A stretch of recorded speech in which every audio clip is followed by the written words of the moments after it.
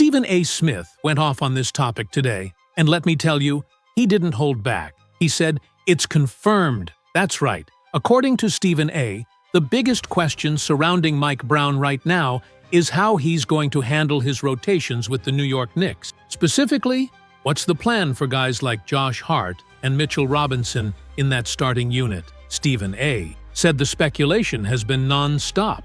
Are the Knicks going to go small like Brown did in Sacramento? Are we going to see Deuce McBride in that starting lineup? Well, here's the kicker. A new report from a Knicks insider gives us the real truth about what the starting lineup could look like next season, and Stephen A. says it's going to have a major impact on how this entire season plays out. And here's where Stephen A. reminded everybody of the difference between Mike Brown and Tom Thibodeau. Thibs? He never made changes, stubborn as a mule. But Mike Brown? He's not that guy. Stephen A. made it clear. Brown is collaborative with the front office, and he's willing to shake things up if it means winning. That's a big shift for this team. Now, Stephen A. also brought up the frustration from Knicks fans last year. Remember Tom Thibodeau forcing Josh Hart into that starting lineup when it clearly wasn't working?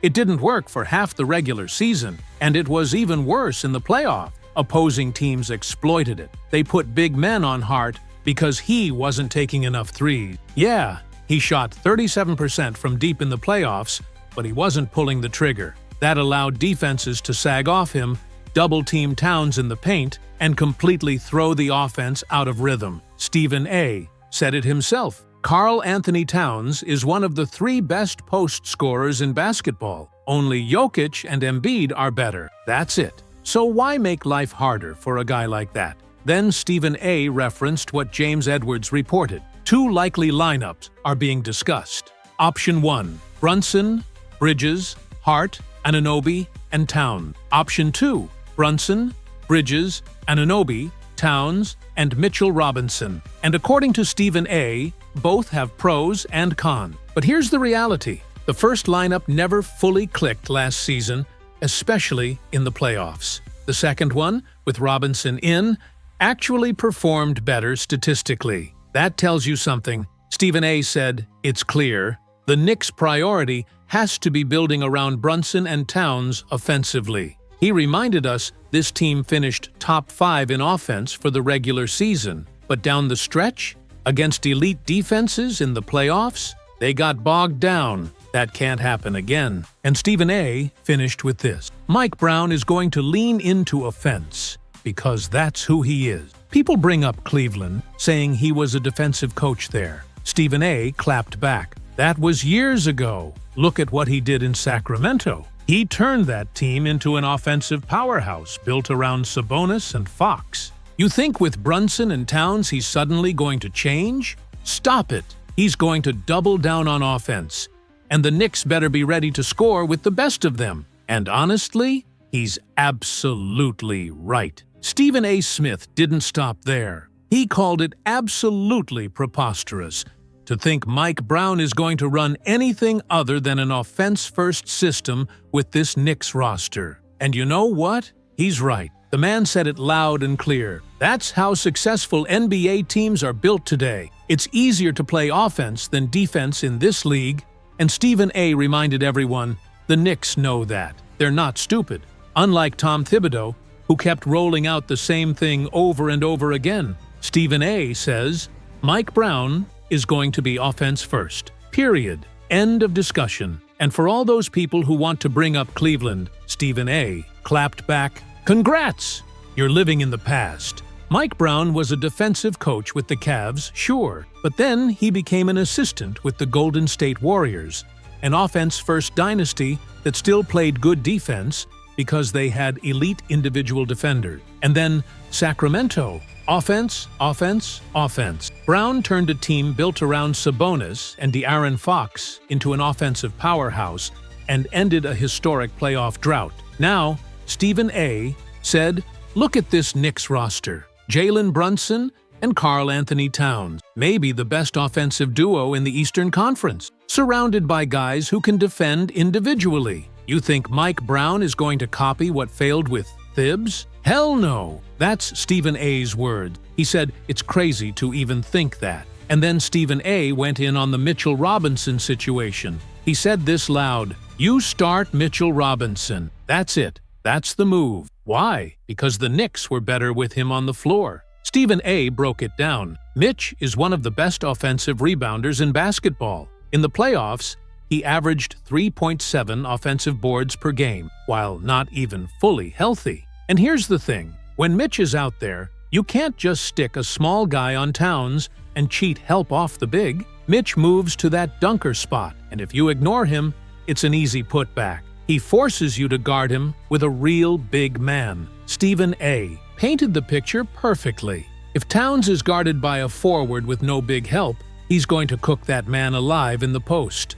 If the center stays on Towns, Mitch is going to clean the glass and destroy you on second chances. That's the advantage you get when Robinson is out there versus Josh Hart. And then Stephen A. threw numbers at us. Negative 9.5 net rating for the main lineup in that Celtics series. Meanwhile, lineups with Mitch, Plausern 12.3, Plaus 47.1 in some bench-heavy rotation. The difference? The blockness monster, Mitchell Robinson. Stephen A. said, "Start him. It just makes sense." Now, Sam Amico even noted this. The Brunson, Bridges, Hart, Anunoby, and Towns lineup played 940 regular season minutes together, most in the league, but it didn't live up to the hype. Plus, 3.2 net rating, below average compared to other top-heavy lineups. Playoffs, minus 6.2. That's ugly. That's why Stephen A. says changes must happen. And here's where Stephen A.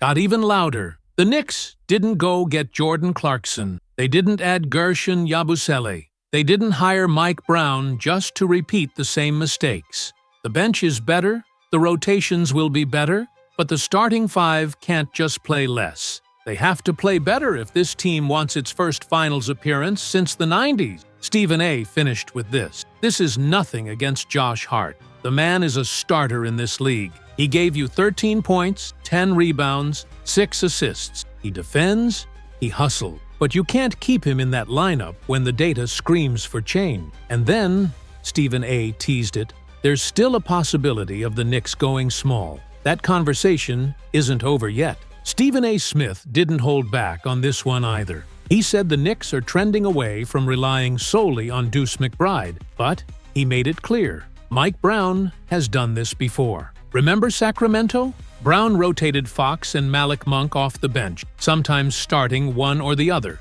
with Domantas Sabonis and Harrison Barnes in the mix, and it led them to the playoffs for the first time in decades. Stephen A. used that as the blueprint for what he expects with the Knicks. He broke down Deuce McBride, a 25-year-old guard from Duke, putting up 25 minutes per game last season, 9.5 points, 2.5 rebounds, 3 assists, shooting 37% from 3, 40% from the field. And Stephen A. stressed, he's an elite point-of-attack defender, better than Mail in that role, and he pairs phenomenally with Brunson. That's why this worked. OG is more well-rounded, maybe the best defender overall, but for pressure on the ball, Deuce lead. That makes the Knicks' offense flow smoother. Then Stephen A. dove into small ball lineups. Gershon Yabusele, he said, is going to thrive as a small ball 5. 11 points, 5.5 rebounds,